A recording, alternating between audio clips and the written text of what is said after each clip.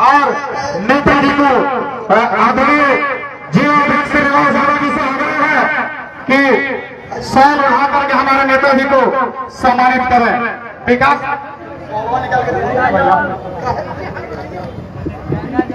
सौर उठा करके हमारे नेताजी का स्वागत करेंगे। जिलाध्यक्ष श्रीनिवास यादव जी जोरदार तालियों से स्वागत करेंगे, जोरदार तालियों से स्वागत करेंगे। और राष्ट्रीय प्रवक्ता वीआईपी पार्टी आनंद मधुकर जी को सम्मानित करेंगे। सौर उठा करके हमारे नेता आदरणीय श्रीनिवास यादव जी जोरदार तालियों से स्वागत करेंगे। और पार्टी के राष्ट्रीय उपाध्यक्ष आदरणीय बैद्यनाथ साहनी जी के लिए जोरदार तालियों से स्वागत कीजिएगा और हमारे नेता दस्तक देकर के उन्हें सम्मानित करेंगे।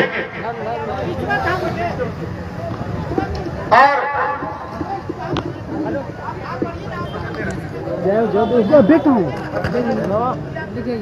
देख लिखो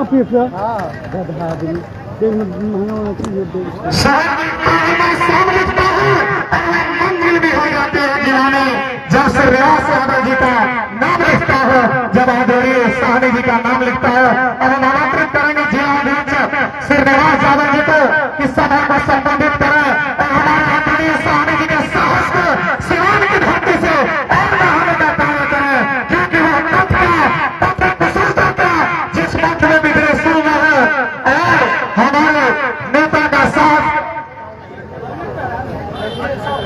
आदरणीय राष्ट्रीय अध्यक्ष संतोष साहनी जी मंच पर उपस्थित हैं और नेताजी उन्हें स्वागत कर रहे हैं। एक बार जोरदार नारा लगाइएगा, संतोष साहनी जिंदाबाद, संतोष साहनी जिंदाबाद। जो हमेशा सिवान की धरती पर 24/7 आपके दुख सुख में संलिप्त होने वाले नेता वीआईपी पार्टी के जिला अध्यक्ष श्रीनिवास यादव जी को आमंत्रित करेंगे कि आए सभा को संबोधित करें, क्योंकि कहा जाता है संघर्ष पथ पर जो चलता है, जो कर्तव्य पथ पर वह अटल होता है, वही जीवन में सफल होता है, वही जीवन में सफल होता है। आदरणीय नेता श्रीनिवास यादव जी।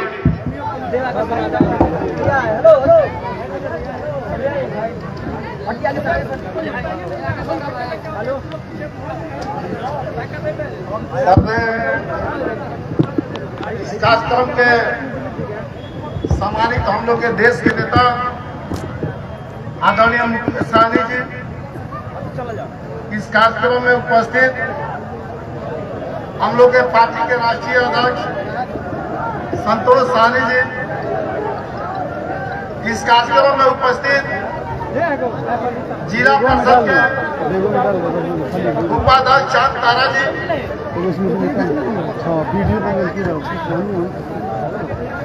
आगे जो भी अस्त व्यस्त है भीड़, कृपया बैठ जाइए, हमारे नेताजी बोलेंगे। और जब आप लोग भीड़ में बैठिएगा नहीं, हलचल में कैसे सुनिएगा? जब शाम सब होता है तभी ना परछाई दिखाई पड़ती है। अब आप लोग को ये भी बात बताना पड़ेगा। कृपया करके अपना अपना स्थान ले लीजिए। आप लोगों से विनम्र आग्रह है कि हमारे नेताजी के बातों को हमारे नेता आदरणीय मुकेश सहनी जी बोलने ही वाले हैं, तो उनको आप गंभीरता से कब सुन पाइएगा? जब बढ़िया से बैठे रहिएगा, अपने अपने स्थान पर बैठ जाइए। प्लीज, सबसे विनम्र आग्रह है कि अपना स्थान आप ग्रहण करें।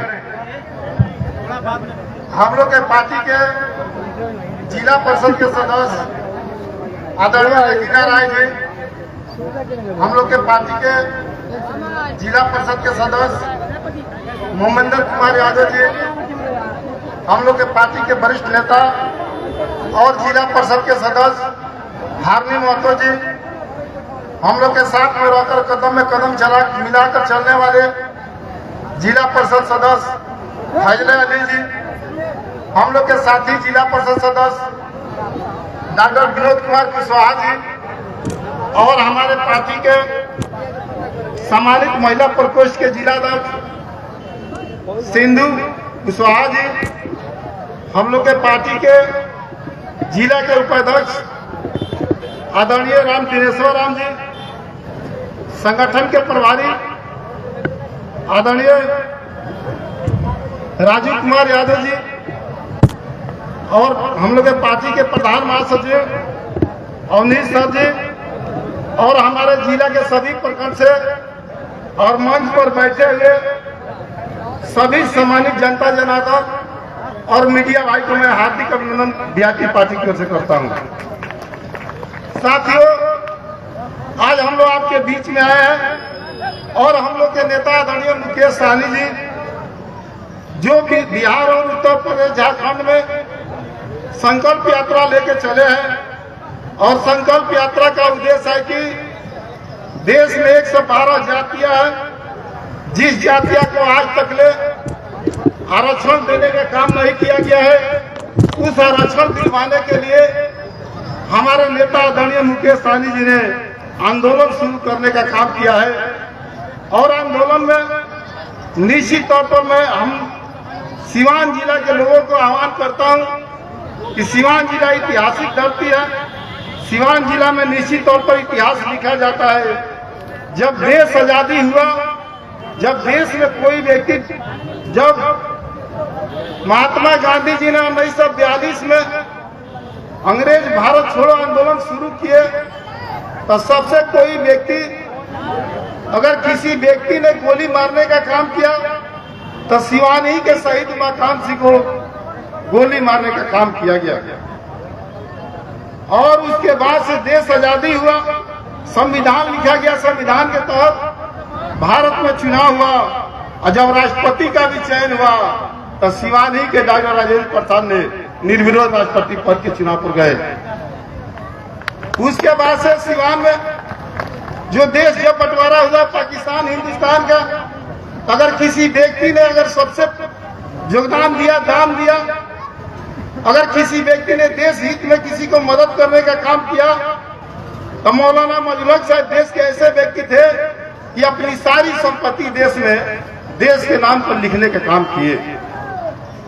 हमारे देश में, हमारे जिला में ऐतिहासिक जिला शुरू से रहा है।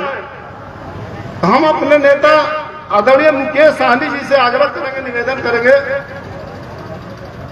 कि अगर संकल्प कराना है, संकल्प आरक्षण लागू कराना है, देश में लागू कराना है, तो हम चाहेंगे कि सिवान से आप लीजिए सीख। सिवान से इतिहास बनता है निश्चित तौर पर, और सिवान की जनता की चाहत है, जनता की इच्छा है कि हमारे नेता आदरणीय मुकेश सहनी जी को बहुत जिलों के धोखा देने का काम किए। कहां इनको लोगों ने धोखाबाजी करने का काम नहीं किया। बाकी हम तो चाहेंगे कि हमारे नेता निश्चित तौर पर आरक्षण लागू कराना चाहते हैं और देश के पटल पर इतिहास में नाम लिखना चाहते हैं, तो सिवान से अपना लोकसभा का उम्मीदवारी दायर करे। और मैं पूर्ण विश्वास रखता हूं सिवान के लोगों से, ये जो व्यवस्था में जो लोगों ने सहयोग दिया, मदद किया, आज तक ले कोई व्यक्ति, इस मैदान में बहुत लोग की सभा हुई, बाकी किसी से फील्ड भरने का मंच तक ले सीमित रह गए। बाकी निश्चित तौर पर आज वीआईपी पार्टी के कार्यकर्ता ने सिवान में सिद्ध करके दिखा दिया कि वीआईपी पार्टी मुकेश सहनी के विश्वास में है। बहुत हमारे नेता को लोग ने बरगलाने का काम करते हैं, बाकी मेरा नेता अधिक है। किसी भी सूरत में, किसी भी परिस्थिति में हमारे नेता को कोई व्यक्ति हिंदुस्तान के राजनीति में दबा नहीं सकता है, इसलिए कि इनकी इच्छा शक्ति इतनी मजबूत है कि जब इन पर 3 बार हार बना हुआ, जब इन पर मंत्रिमंडल से इनको निकाला जाता है, इनको विधान परिषद से सदस्यता समाप्त की जाती है और उसके बाद से इनके 4 विधायक को पैसा के लोभ देके पार्टी वाले ने तोड़ने का काम करते हैं। जिस इंसान के ऊपर 3 हमला होता है, विपद आता है, वो इंसान उस पद को सारी बिहार सरकार की मंत्रिमंडल तमाम चीज को त्याग करते हुए हम तमाम बिहार और उत्तर प्रदेश झारखंड के 122 जाति के आरक्षण के लिए निषाद संकल्प यात्रा चलाने के लिए संकल्प लेने का काम किए। मैं निश्चित तौर पर बता देना चाहता हूं कि जब एक साधारण महिला होकर फूलन देवी के संगे 22 व्यक्ति द्वारा जघन्य अत्याचार किया जाता है, वो महिला जिस समय अत्याचार हो रहा था उस समय महिला ने न थाना में गई न कोर्ट को चली गई। महिला ने अपने मन में ठान लिया कि हम जिस दिन ताकतवर होंगे, जिस दिन शक्तिशाली होंगे, इन 2200 व्यक्ति को हम जवाब देने का काम करेंगे। और जिस दिन महिला ने ताकतवर हुई, फूलन देवी ने 2200 व्यक्ति को एक संगे जवाब देने का काम की। और जब फूलन देवी ने 22 व्यक्ति को एक संगे एक मुश्त में जवाब देने के काम की, तो उस समय उत्तर प्रदेश के मुख्यमंत्री मुलायम सिंह यादव थे। मुलायम सिंह यादव ने कहा कि ऐसी महिला को हम तमाम लोग अगर मान सम्मान नहीं करेंगे, उसको सम्मान देने का काम नहीं करेंगे, आने वाले समय में इतिहास मुझे माफ नहीं करेगा। और मुलायम सिंह यादव ने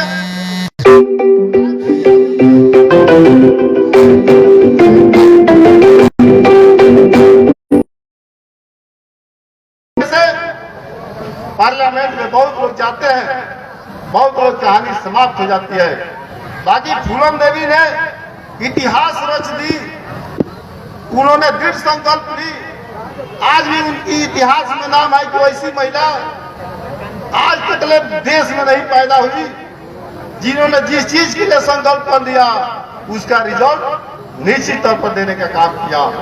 उसी तरह हमारे नेता आदरणीय मुकेश सहनी जी ने संकल्पित है, चाहे कितना भी हमला कीजिएगा, चाहे कितना भी वार कीजिएगा, अब ना ईंट होगा ना पट होगा, मुकेश सहनी जी का रथ चलेगा। और बिहार और उत्तर प्रदेश में संकल्प यात्रा चलेगा। मैं निश्चित तौर पर बता देना चाहता हूं, जो पूरे दुनिया में किसी व्यक्ति ने जो हमारा जिस रथ का यूज कर रहे हैं, उस रथ का कोई व्यक्ति, दो ही व्यक्ति है कि दुनिया में यूज करने का काम किए। लंका में रावण ने और अयोध्या में श्री राम ने। अगर देश के राजनीति में कोई व्यक्ति अगर फायदा लिया, कोई व्यक्ति राजनीति किया, तो मलाह समाज के मुकेश सहनी जी ने सोना के रथ पर चल के दिखा दिया कि आपकी इच्छा शक्ति मजबूत होगी, आप में दृढ़ संकल्प होगा तो दुनिया के हर मुकाम प्राप्त कर सकते हैं। मैं निश्चित तौर पर बता देना चाहता हूं कि हमारे नेता के पूर्ण विश्वास है, सिवान के धरती पर मैं अपने सिवान जिला के तमाम लोगों से मैं आग्रह करूंगा, निवेदन करूंगा कि जिस तरह इस समाज के लोगों ने श्री राम जी को, सीता जी को रावण ने अपहरण करके लेके चला गया, और जब श्री राम जी को खोजना हुआ, श्री राम जी को सीता माँ के लड़ाई जीतने के लिए अगर उसके सहयोग कोई करने का काम किया, तो मलाही जात के केवट ने उनको निःशुल्क रूप से ऊपर भेजवाने का काम किया। उसके बाद से वो फिर लड़ाई जीत के आते हैं, और जब फिर उनको लाना पड़ता है निःशुल्क रूप से इन्होंने आपको जाने का काम किया। कोई भी इंसान, कोई भी व्यक्ति अगर किसी के घर में, किसी के दरवाजा पर या कोई शुभ कार्यक्रम होता है, तो वो सही रूप से कोई ना कोई जग प्रयोजन करते हैं। जब राम जी के स्वयंवर रचा गया, राजगद्दी के बात हुआ, तो सारे राजाओं को निमंत्रण दिया गया, प्रजाओं का निमंत्रण दिया गया। बाकी जिन व्यक्ति के चलते राजगद्दी उनको मिला, राजगद्दी सिंहासन पर बैठने का अवसर मिला, वो केवट समाज के व्यक्ति को अपने स्वयंवर में, अपने जग में निमंत्रण देने का काम नहीं किया। अब जब वहां के मंत्री लोगों ने कहा कि महाराज इस समय हो गया है, अब चलिए इस राजगद्दी क्या हो गया, तो उन्होंने कहा कि नहीं, मैं नहीं जाऊंगा राजगद्दी पर, इसलिए कि जिन व्यक्ति के चलते ये राजगद्दी हमको प्राप्त हुआ है, वो व्यक्ति तो हमारे सभा में आया नहीं है, हमारे जग में। तो कोई किसी को नहीं बुझा रहा था कि कौन व्यक्ति छूटने का काम किया है। तब राम जी ने कहा कि नहीं, केवट को बुलाइएगा, कभी हम इस आसन पर ग्रहण करने का काम करेंगे। आज के चार्टर विमान आज के हेलीकॉप्टर प्लेन और उस समय के पुष्पक विमान से समुद्र के तट से केवट को बुलाया जाता है और केवट उठा के श्री राम जी को अपने हाथ से राजगद्दी पर बैठाने का काम करता है। मैं बता देना चाहता हूं, जब देश के प्रधानमंत्री आदरणीय नरेंद्र मोदी को जब सत्ता संभालने की वक्त आया, 3 व्यक्ति ने मदद करने का काम किया। 3 व्यक्ति के सहयोग से राजगद्दी संभालने का काम किए। आप इनके बीच के नेता, आप इनके बीच के नेता आदरणीय मुकेश सहनी जी के संबंध हुआ, देश के प्रधानमंत्री ने राज करने का काम किया। आइए बिहार में जब नीतीश बाबू को बिहार की गद्दी संभालने की बात आई, तो निश्चित तौर पर मैं बता देना चाहता हूं कि मेरा नेता 1 इंची 1 फुट कहीं लालची नहीं है। मेरा नेता चाहते तो बिहार का आज मुख्यमंत्री रहते। जिस तरह मधु कोड़ा ने सिंगल चुनाव जीत के, निर्दलीय जीत के उन्होंने झारखंड में प्रस्ताव दे दिया कि मैं सपोर्ट नहीं करूंगा, हम मजदूरों ने वहां की सरकार ने उनको मुख्यमंत्री बनाने का काम किया। उसी तरह 2020 में जब एनडीए इंडिया के महागठबंधन की सरकार बनी, जहां 4-5 विधायक कम हो रहे थे, चाहते हमारे नेताजी ने प्रस्ताव देते दोनों पार्टी के लोग से, चाहे महागठबंधन हो चाहे एनडीए गठबंधन को, आप लोग हमको मुख्यमंत्री बनाइए, हम आपको सपोर्ट करने का काम नहीं करेंगे। बाकी मलाह समाज के लोग निश्चित तौर पर ईमानदारी पूर्वक सबको मदद करने का काम करते हैं। इतिहास और पूर्वज भी रहा है। उसी तरह हमारे नेता आदरणीय मुकेश सहनी जी ने 2020 में नीतीश बाबू को बिहार का मुख्यमंत्री बनाने का काम किया। जब हमारे नेता 2020 में मंत्री बनाने का काम किया, मुख्यमंत्री, तो सजाए क्या मिला? इनको सजाए क्या मिला? जब इन्होंने मंत्रिमंडल दिया गया, ऐसा विभाग दिया जाता है मंत्रिमंडल में, जो व्यक्ति पशुपालन विभाग लिया, कभी वो जेल से बाहर आने का काम नहीं किया। बाकी निश्चित तौर पर मुकेश सहनी ने सिद्ध करके दिखा दिया। हम नीतीश बाबू आपके जाल में हम फंसने वाले नहीं है। वो चाहते तो अपने विभाग के बजट पास कराते, वो चाहते तो विभाग के फंड पास कर बढ़ाने का काम करते। बाकी हमारे नेता ने प्रस्ताव दिया कि नहीं, हमारे विभाग में बजट की जरूरत नहीं है, फंड की जरूरत नहीं है, हमारी जरूरत है कि हमारे समाज को आप आरक्षण देने का काम कीजिए।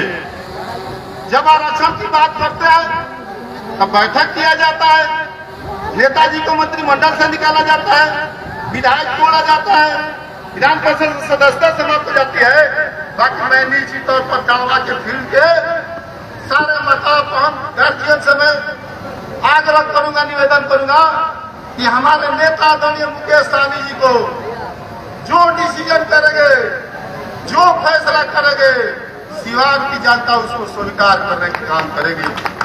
इतिहास गवाह है सिवान में आपके समाज के लोगों को, यही सिवान में इतनी ताकत है, इतनी शक्ति है आप में कि आप किसी सिवान में 2 व्यक्ति को 95 से लेके आज तक ले विधायक बनाने का काम किए है। हम पूछना चाहते हैं कि बहुत लोग उनका बात बतियाते हैं, बहुत लोग उनकी कहानी कहते हैं। बाकी हम पूछना चाहते हैं कि 95 से लेके 2023 तक पूरे विधानसभा का रिकॉर्ड निकाल के देख लीजिए, अब वोट लेने का काम किया, बाकी अपनी आरक्षण और हक दिशा के सदन में उठाने का काम नहीं किया। बाकी निश्चित तौर पर समय के अभाव है और मंत्री जी को भी 4-4, 5-5 कार्यक्रम में जाना है। हम निश्चित तौर पर आपसे आग्रह करेंगे, निवेदन करेंगे कि हमारे नेता आदरणीय मुकेश सहनी जी को जिस विचार, जिस संकल्प लेके आपके बीच निकले हैं, निश्चित तौर पर उसमें आप लोग कदम में कदम मिलाकर चलने का काम कीजिए। मैं इन्हीं चंद शब्दों के साथ अपनी बात को समाप्त करते हुए, हमारे नेताजी का 3 प्रस्ताव है, हम तीनों प्रस्ताव हमको लगता है कि जितने लोग इस सभा में आए हैं, मीटिंग में आए हैं, ये सारे लोग लगभग जानते होंगे 99% कि हमारे नेताजी का 3 प्रस्ताव है कि हम 4 रोटी के बदले एकदम बढ़िया होता है 3 रोटी खाएंगे, 2 रोटी खाएंगे और 2 रोटी 1 रोटी पैसा को अपने बाल बच्चा को पढ़ाने में लगाने का काम करेंगे। हमारे नेता के का नाम है कि हम किसी भी परिस्थिति में, किसी भी स्थिति में हम अत्याचार नहीं करेंगे और नहीं हम अत्याचार सहने का काम करेंगे। और चौथा प्रस्ताव है कि हम अपने कुल देवता, अपने गंगा जल को साक्ष्य मान के जो व्यक्ति हमारे आरक्षण का सपोर्ट करेगा, जो हमारे लड़ाई का सहयोग करेगा, हम निश्चित तौर पर निस्वार्थ भाव से उसको मदद करने का काम करेंगे। इन्हीं शब्दों के साथ अपनी बात को समाप्त करता हूँ। जय हिंद। पार्टी जिंदाबाद।